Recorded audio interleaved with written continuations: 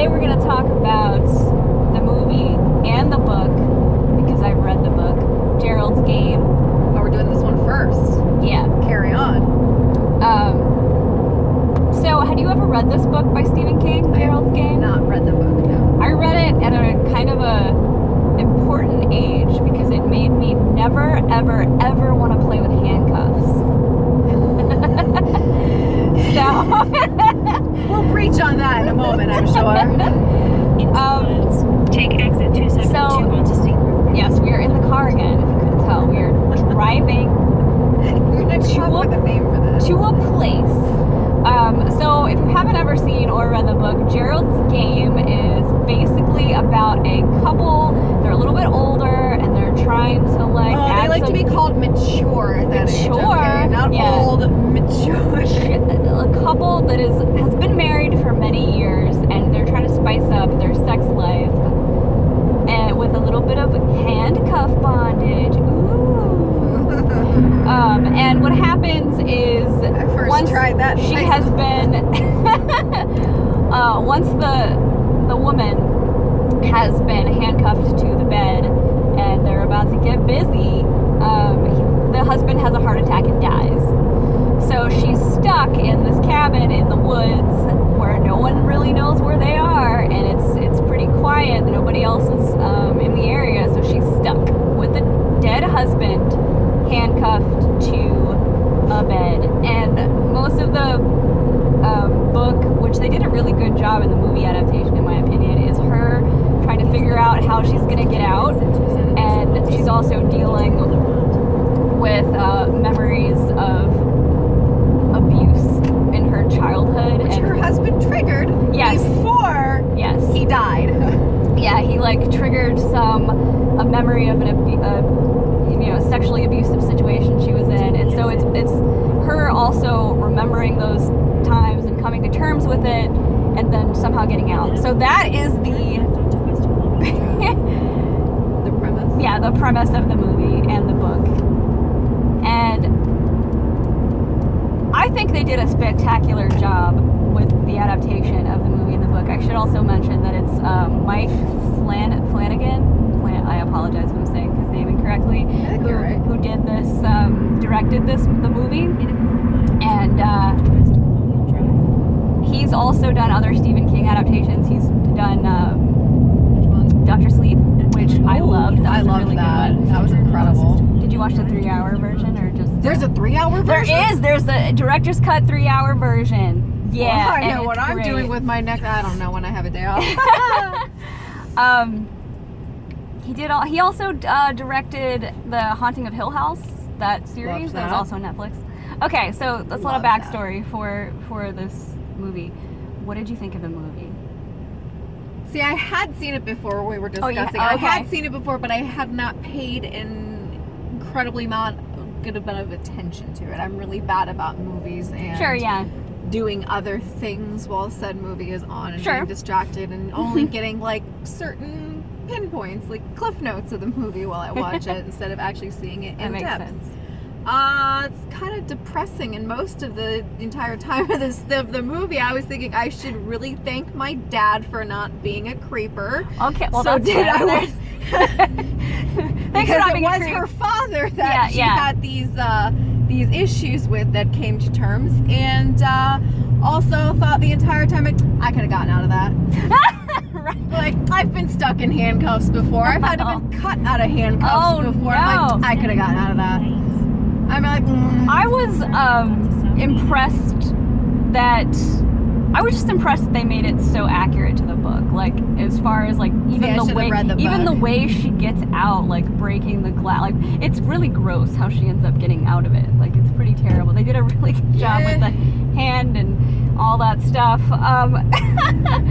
One thing that I do think is a little bit funny, because they make the joke. I'm sorry, I'm moving the phone a little bit.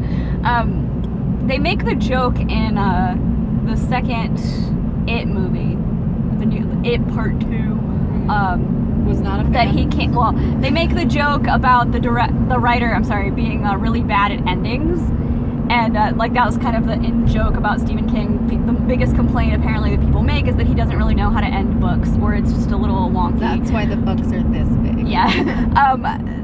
The thing is about Gerald's Game is I didn't like the book ending. I thought it was kind of silly. You know how like when she's like they do it in the movie too. The exact ending, like this is the most faithful book to movie adaptation I've ever seen, because I remember being disappointed the way they made the ending. Well, not necessarily ending, because she does get out, but while she's You think they should just stuck cut it to there, the like she got out? Yeah, she got out.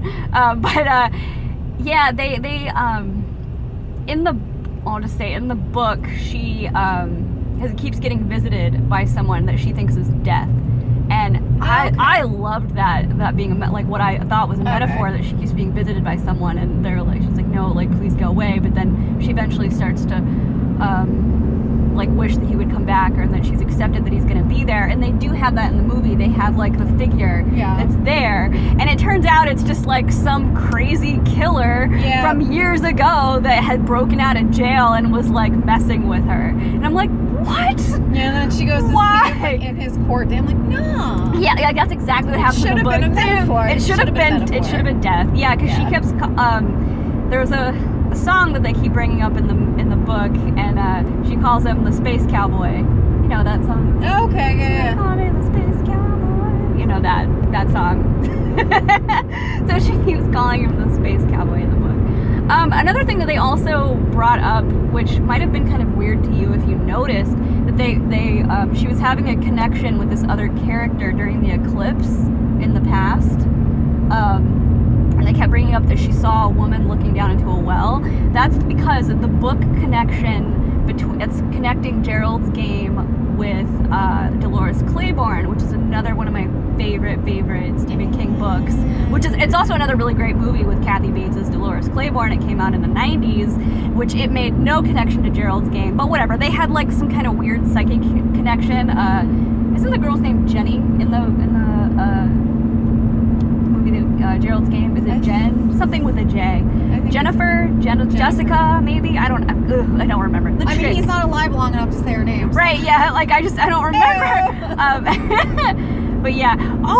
You bring up the guy, the person that played the husband. He is very handsome. But what's also creepy, because he also appears in Dr. Sleep. We have very different tastes in men. I'm sorry, the men that I do like, whatever. Okay, whatever. I find him attractive. Sorry, whatever. He is a very good-looking, mature gentleman. Yes. Anyway, he's in Dr. Sleep as well. But what's the guy who plays her abusive dad in the flashback, she and him play husband and wife in Haunting of Hill House. So that creeped me out when I was watching the Haunting of Hill House series first. I was like, ew. I didn't even make that connection. Well, because you hadn't seen the movie. Well, it didn't click. Like it was like, oh, that's weird casting. I just wonder if Stephen King just like has like a core group. Well, I think Mike Flanagan, the director, probably maybe he just has people that he enjoys working with. I like that though. I like that a lot when you see the same kind of people. But Haunting of Hill House, when that series came out, I was like, no, because I was just so Gerald's Game just really, like I was just like, oof, that's uncomfortable. That is uncomfortable. You know what though? That guy is actually grown up. He was Elliot in E.T. Yeah, that's him. I'm pretty sure. It's obviously grown up, but yes, it's the same person. It is. I call a lot of people a kid. Sure. I know what you mean. I'm an old soul. Yes, it's the same person, right? Like, what do you know? Movies. Okay, Gerald's Game. Would you recommend it? Yeah. Yeah, you should totally check out the book, which is a very fast read because you just want to get out of there. The same as her with the handcuffs. But yeah, still makes me never want to play with handcuffs. Will you still? I brought some today. Oh no! It's not going on me though. It's not going on me. Going on everybody. All right, we're gonna. I brought the keys. I swear. Oh, good. That's great. And you're gonna put them somewhere where we can get them. All right. So we're gonna. That's all for us for right now. So see you next time. Bye.